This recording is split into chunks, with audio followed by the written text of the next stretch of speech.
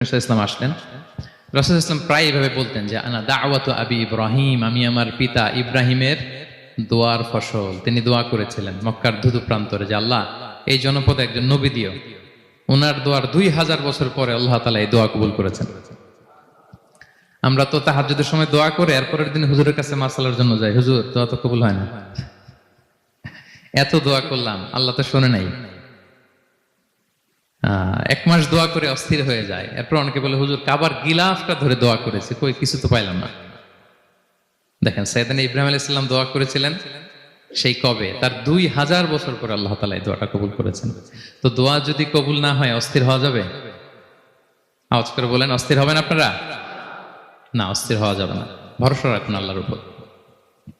তো বিষ্ণু বলতেন আনা দাওয়াতু আবি ইব্রাহিম, আমি আমার পিতা ইব্রাহিমের দোয়ার ফসল।